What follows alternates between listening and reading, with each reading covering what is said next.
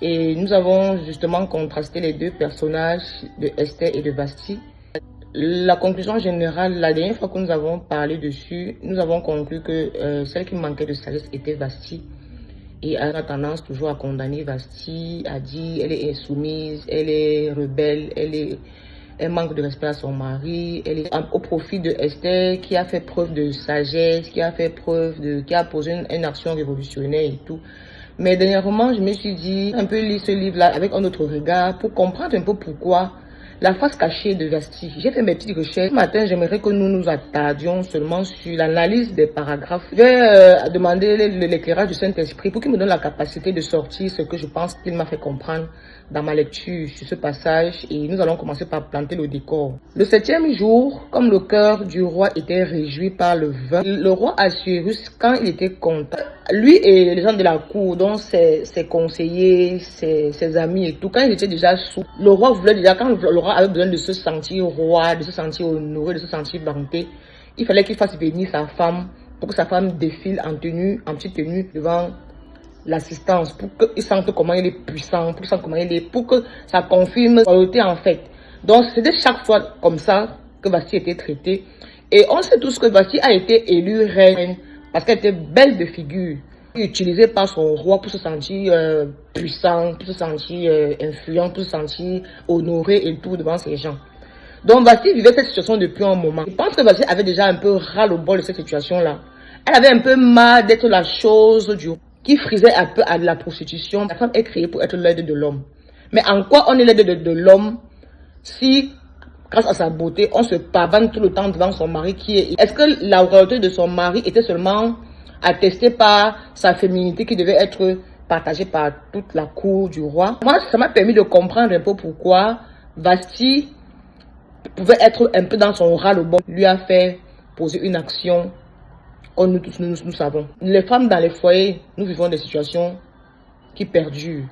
Une femme peut rester silencieuse dans une situation qu'elle vit depuis, par soit notre mari, soit par notre belle famille, ou soit par une attitude que nous subissons depuis et que le mari peut-être ne fait rien pour ça. Et des fois, la femme en a des fois ras le bol. Un mari, par exemple, qui n'arrive pas à défendre sa femme devant les gens et tout.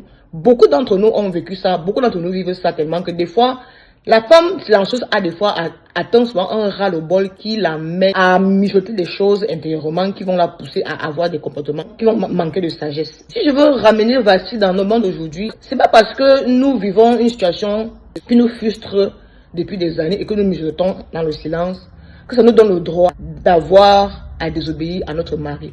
Parce que le mari c'est le chef. Surtout qu'elle avait accès à la royauté, elle était reine. Donc elle avait un rôle décisif. Un rôle délicat. Peu importe ce qu'elle mijotait, peu importe ce qu'elle vivait comme frustration, elle n'aurait pas dû s'y prendre de cette façon-là. Donc, Vasti a manqué de sagesse. Et Vasti a manqué aussi de bons conseillers. Des fois, quand tu es une femme mariée, tu es une femme d'une certaine catégorie, tu es une femme d'une certaine classe, et que tu n'es pas bien entourée, face à des décisions d'une grande envergure, tu peux être tenté de poser la mauvaise action qui va te coûter cher. Parce que quand on fait le contrat avec Esther, on se rend compte que Esther, bien qu'elle soit reine, elle avait un conseiller en background qui priait pour elle, qui la soutenait, qui la conseillait. Je ne vais pas m'attarder sur le personnage de Esther aujourd'hui, mais on comprend que contrairement à Vasti, on a fait voir Mardoché qui était le conseiller, le mentor de Esther, qui était en background, qui était à la brèche pour Esther. Mais en background de Vasti, qui était un peu comme son... On n'a pas montré dans la Bible un personnage qui jouait ce rôle-là dans la vie de Vasti. Quand nous choisissons nos parents de mariage, nos marraines de mariage, c'est à ça que doivent jouer le rôle de nos parents, comme le rôle de Mardoché.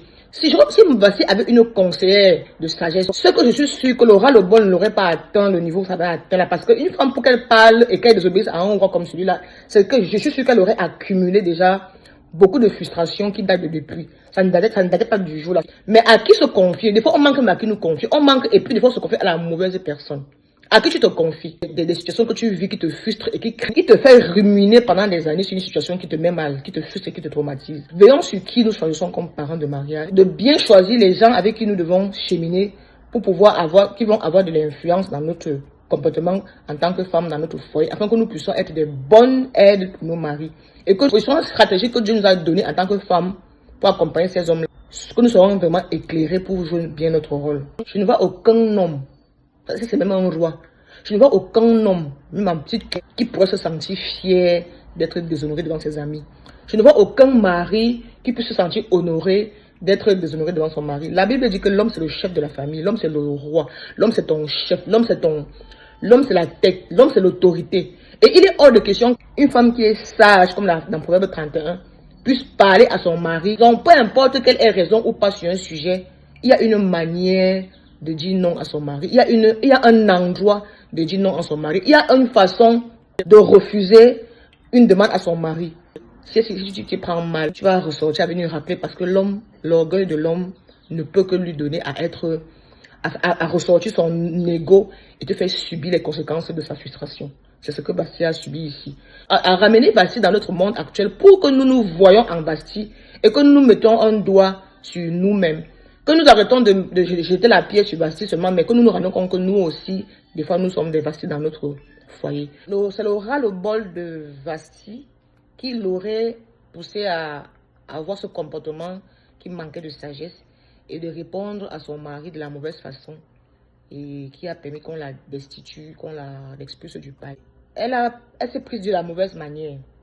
Au-delà des bonnes réclamations qu'elle avait, des fois Dieu peut te donner une position stratégique. Elle était reine. Mais tu as besoin de la sagesse divine ou d'un bon conseiller que Dieu t'a mis sur ton chemin, un bon mentor pour faire usage de cette position, une occasion de révolution. Bastille était fâchée de son mari, mais elle n'a pas compris qu'elle s'était trompée de cible. En fait, c'est le système en place qui prévoyait ça. Pendant les festins des rois, il était question que les rois montrent leur royauté par le défilé de leurs femmes devant les gens et étant déjà sous. Et tu peux imaginer ce que tout le monde peut dire de toi quand tu passes et t'exhiber devant les gens. Tu n'es pas marié pour t'exhiber devant les gens, tu es marié pour ton mari. Des fois, Dieu te place dans une position, dans un travail, dans un lieu de service, dans une famille, dans un quartier, pour un rôle précis. Des fois, tu vis une frustration que Dieu permet que ça t'arrive parce qu'il veut que l'étoile qui est en toi éclate et que ça brille. Afin que tu puisses changer une manière de fonctionner, afin que tu puisses changer un décret, afin que tu puisses changer un fonctionnement qui perdure depuis des années. Une femme qu'on combat, c'est une famille qu'on dessine. Une femme qu'on combat, qu'on atteint, c'est un mari qu'on dessine. Une femme qu'on combat, la femme a un rôle tellement délicat à jouer dans la société, dans la famille, que quand elle ne sait pas quelle est la valeur qu'elle a, quel est le rôle qu'elle a, elle ne va pas être conduite avec la sagesse pour pouvoir révolutionner une pensée, révolutionner un fonctionnement.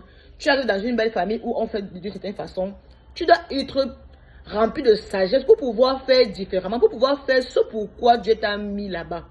C'est pas pour rien que quelque part, Mardochée a dit à Esther, quand Esther réfléchissait que non, on ne peut pas chez le roi n'importe comment pour entrer pour l'audience et tout. Mardochée lui a dit que, qui te dit que c'est pas pour un moment comme celui-ci que Dieu t'a mis là? Ne pense pas que ce n'est que pour ta beauté que tu es là, mais tu es là pour un but que Dieu t'a placé là. Tu n'es pas où tu es par hasard. Tu n'as pas pris l'avion pour aller où tu es par hasard. Tu n'es pas marié à cet homme par hasard. Tu as un rôle à jouer dans sa vie. Tu as un rôle à jouer dans la vie de ce monsieur que tu accompagnes quand tu es son aide. Le poste que tu as occupé là, c'est pas pour les centaines de dollars que tu reçois dans ton guichet bancaire tous les mois. Mais ton rôle là, demande à Dieu que quel est mon rôle à ce poste-ci. Comment est-ce que je pourrais être efficace en ce moment-ci? Si j'ai 2 ans à faire ici, qu'est-ce que je vais faire ici pour que quand je pars d'ici, que je laisse une tache d'huile positive mon passage d'ici. C'est ça que Bastille n'a pas compris. Bastille a eu l'accès à la royauté. Bastille a eu les possibilités d'influencer le système du monde dans ce moment-là. Bastille a eu la possibilité de trouver le bon moment de parler à son mari pour que son mari puisse changer le décret qui était en ce moment, parce que c'est le roi qui changeait les décrets. Elle pouvait trouver la bonne manière. Si puissante que sont tes revendications, qu'elles sont faites de la mauvaise manière, tu passes près du but. Bastille pouvait utiliser Bastille pouvait trouver un autre moment. Le bon moment pour parler à son homme, chacun a son moment pour parler à son homme. Dans la chambre, après un bon repas, après un bon bain. Tu dis que chérie, comme tu vois là, tu touches ses oreilles, que chérie, comme tu vois là vraiment.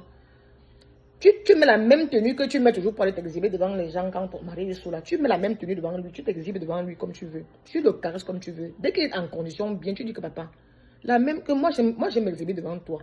Tu es mon mari, tu es le roi.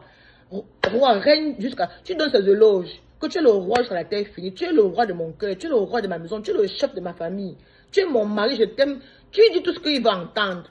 La femme a une puissance subtile que bien utilisée, elle obtient tout ce qu'elle veut. Bastille aurait pu faire ça.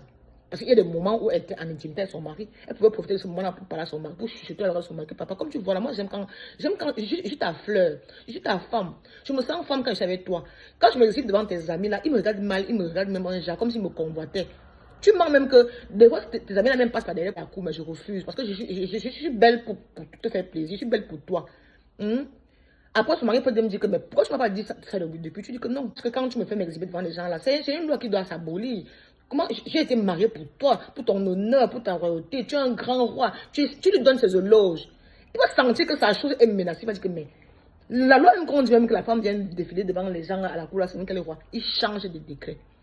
Et quand il change de décret, il met son sceau. Seul ne pouvait venir révoquer. Ça faisait que non seulement Vati est libérée de ce qu'elle vit depuis, elle libère aussi les femmes dans les foyers qui vivent la même situation. Mais non, Vati a manqué de sagesse. Elle a pris un élément clé que Dieu lui a donné à moi pour faire que la lumière brille en elle. Une revendication égoïste de la mauvaise manière, elle est passée à côté. Elle a perdu son foyer par manque de sagesse. On dit que la femme qui manque de sagesse détruit son foyer par ses propres mains. C'est ce qu'on voit avec Vati. Des fois, on se trompe de cible. Ton mari a des comportements que tu ne comprends pas, que tu n'aimes pas. Ou ta belle famille, ou ta belle-mère, ou ton beau-frère, je ne sais pas quel problème par lequel tu passes. Ou ton boss, je ne sais pas. Des fois, on rate la cible, on combat la personne, pourtant c'est un système en place qu'on combat. Tout ce qu'on voit n'est pas que physique. Tout ce qui se passe dans ta vie n'est pas que physique. Il y a des choses que c'est d'abord dans le spirituel que prennent naissance de tout ce qu'on voit physiquement. Le système en place est régi par un esprit. Vasti aurait pu, et puis la grosse conséquence que je voulais toucher en dernier point, c'était sa relation, son alliance avec Dieu. Vasti n'avait aucune alliance avec Dieu. On ne montre pas ici Vasti qui a une alliance avec Dieu, comme on montre avec Esther qui a une alliance. Elle est juive, elle est grand Dieu qui a les lois, qui a tout ce qu'elle a. Elle a Madoché qui est son mentor et tout. Vasti était favorisée de plusieurs manières. Pas bien entourée, pas de conseillers et en plus, le pire, elle n'avait pas d'intimité avec Dieu.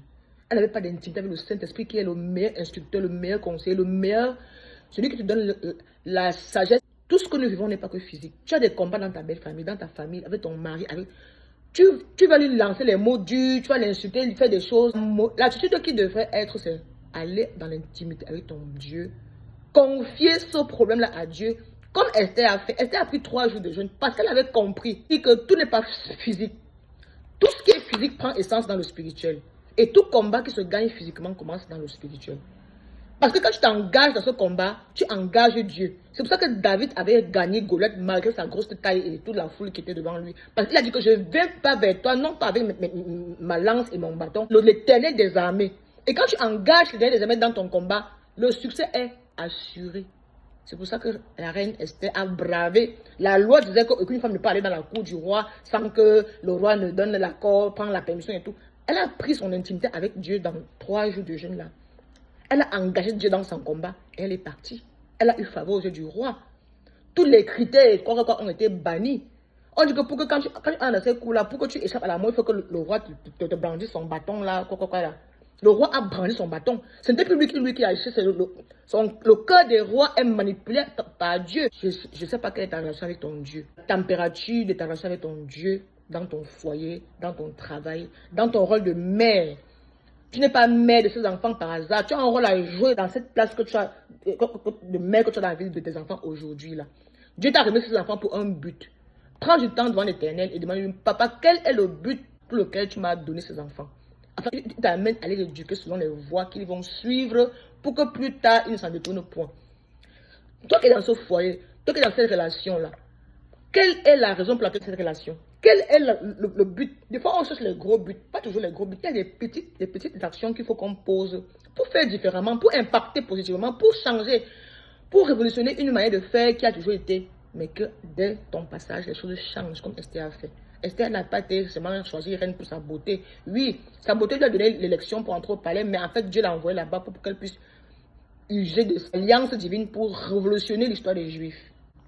J'espère que j'ai pu entrer en détail l'image que je voulais sortir de Vasti pour que ça nous fasse nous revoir en Vasti et que nous nous posions les bonnes questions et que nous revoyions si nous-mêmes nous avons la bonne posture dans le poste où Dieu nous a donné actuellement, soit dans ce travail, soit dans ton rôle de mère, soit dans ton rôle d'épouse, soit dans ton rôle de compagne, soit dans ton rôle de voisine, peu importe le rôle où chacun a du bon en lui, chacun naît pour une mission.